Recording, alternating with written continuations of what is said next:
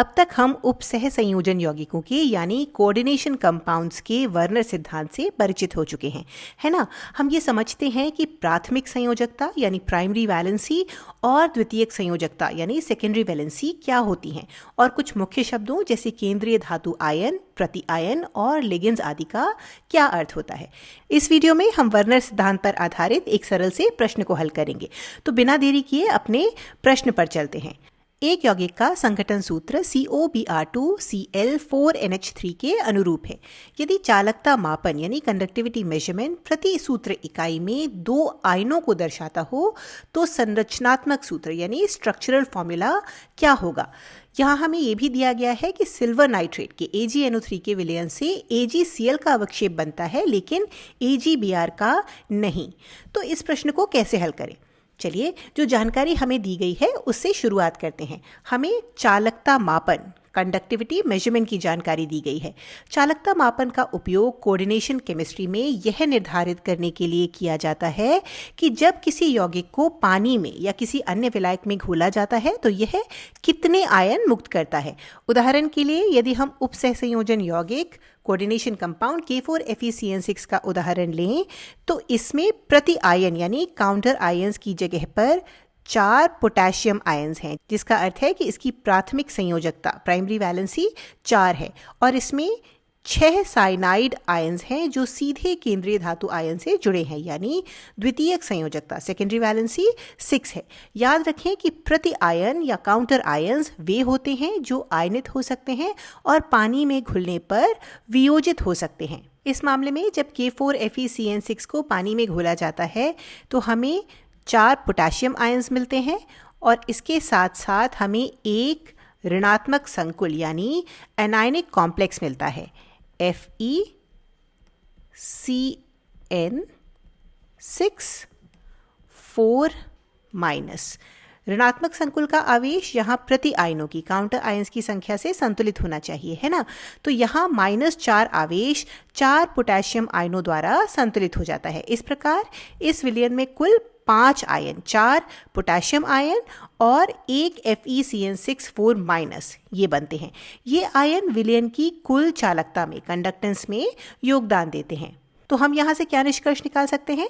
हम कह सकते हैं कि ये जानकर कि यौगिक कितने आयन उत्पन्न करता है, हम ये पता लगा सकते हैं कि कौन से परमाणु या समूह आयनित हो सकते हैं यानी आयनाइजेबल हैं और कौन से आयनित नहीं होते या केंद्रीय धातु आयन से जुड़े रहते हैं। अब हमारे प्रश्न में कहा गया है कि प्रति सूत्र इकाई में 2 आयन बनते हैं। इसका मतलब है कि यौगिक पानी में घुलने पर 2 आयनों में वियोजित होता है, डिसोसिएट होता है।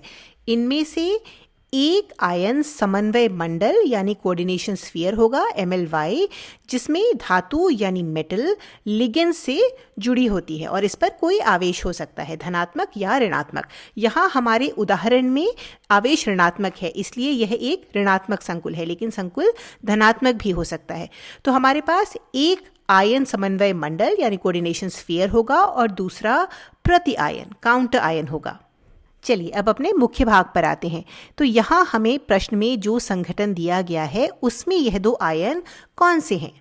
तो हमें जो सूत्र दिया गया है वह COBr2Cl4NH3 है। इसका मतलब है कि हमारे पास केंद्रीय धातु आयन की जगह एक कोबाल्ट आयन है और लिगेंड्स में 2 ब्रोमाइड आयन 2Br-, एक क्लोराइड आयन और 4 अमोनिया के अणु हैं।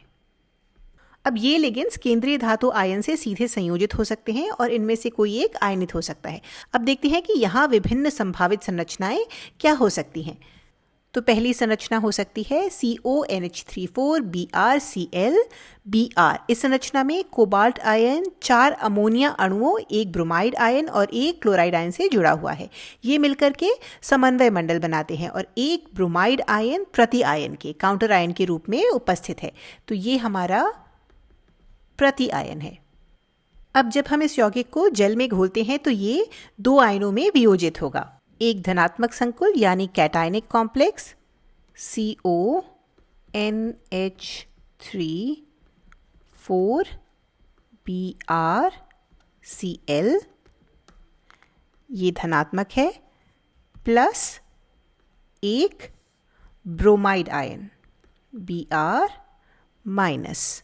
तो यहाँ हमें कुल 2 आयन मिलते हैं और यही हमें प्रश्न में दिया गया है। चालकता मापन के आधार पर हमें प्रति फॉर्मूला यूनिट 2 आयन मिल रहे हैं, लेकिन क्या ये उत्तर सही है? तो इससे पहले कि हम उत्तर की जांच करें, एक बार हम अपने प्रश्न को दोबारा देखते हैं। हमें यहाँ ये भी बताया गया है कि सिल्वर नाइट्रेट AgNO3 का विलयन AgCl का विक्षेप बनाता है, लेकिन AgBr का नहीं। ये जानकारी हमें यौगिक की संरचना को और अधिक समझने में मदद करती है। अब वो कैसे? तो हम जानते हैं कि सिल्वर नाइट्रेट के AgNO3 के विलयन का उपयोग घोल में हैलाइड्स की उपस्थिति का पता लगाने के लिए किया जाता है। तो यदि हमारे विलयन में क्लोराइड आयंस ये उपस्थित हैं तो AgCl का विक्षेप बनेगा, और यदि ब्रोमाइड आयंस होते तो AgBr का विक्षेप बनता। कोऑर्डिनेशन कंपाउंड्स के संदर्भ में ये हमें यह पहचानने में मदद करता है कि कौन सा हैलाइड आयन स्वतंत्र है, फ्री है या आयनित हो सकता है, आयनाइजेबल है, और कौन सा समन्वय मंडल कोऑर्डिनेशन स्फीयर के भीतर बंधा हुआ है। अब हमारे यौगिक से AgCl का विक्षेप बनता है, AgBr का नहीं। इसका मतलब है कि विलयन में क्लोराइड आयन स्वतंत्र रूप से उपस्थित है, जबकि ब्रोमाइड आयन विलयन में स्वतंत्र नहीं है। इसका मतलब है कि हमारे कोऑर्डिनेशन कंपाउंड में आयनित हो सकने वाले प्रति आयन के रूप में क्लोराइड आयन होना चाहिए, जिससे जब इसे जल में घोला जाए तो यह स्वतंत्र क्लोराइड आयन को मुक्त कर सके, जो AgNO3 से सिल्वर नाइट्रेट से अभिक्रिया करके AgCl का अवक्षेप बनाते हैं। तो इस आधार पर हमें क्लोराइड आयन को समन्वय मंडल के बाहर रखना होगा ताकि वह आयनित हो सके। तो हमें यहाँ Cl और Br आयनों के स्थान को आपस में बदलना होगा, और इससे हमें यह संरचना प्राप्त होगी CONH34Br2Cl। अब जब इसे जल में घोला जाता है तो यह भी 2 आयन उत्पन्न करता है। एक धनात्मक समन्वय मंडल कैटायनिक कोऑर्डिनेशन स्फीयर जो है CONH34Br2 प्लस, और एक Cl माइनस जो कि प्रति आयन है, काउंटर आयन है। अब जब इसमें AgNO3 का विलयन मिलाया जाता है तो यह क्लोराइड आयन से अभिक्रिया करके AgCl का अवक्षेप बनाता है, और ब्रोमाइड आयन समन्वय मंडल के भीतर रहते हैं और सिल्वर नाइट्रेट से अभिक्रिया नहीं करते। इस प्रकार यह संरचना हमारे प्रश्न में दी गई सभी जानकारियों से मेल खाती है। तो इस यौगिक का सही संरचनात्मक सूत्र है CONH34Br2Cl। अब आपके लिए एक सरल प्रश्न, क्या यह संभव है कि अमोनिया समन्वय मंडल के बाहर हो और प्रति आयन की काउंटर आयन के रूप में कार्य करे? इस वीडियो को यहीं पॉज करके इस बारे में विचार करिए। तो इसका उत्तर है नहीं। यह संभव नहीं है कि किसी उप सह संयोजन यौगिक में अमोनिया एक प्रति आयन के काउंटर आयन के रूप में कार्य करे।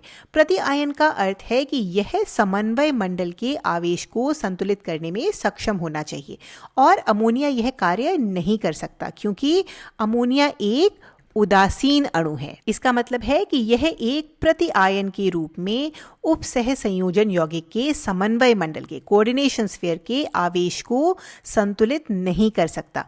अमोनिया केवल एक लिगेंड के रूप में कार्य करता है और कोऑर्डिनेशन स्फीयर के भीतर केंद्रीय धातु आयन से सीधे जुड़ता है। याद रखें कि अमोनिया कभी भी प्रति आयन नहीं बन सकता, इसलिए यह संरचना पूरी तरह गलत होगी।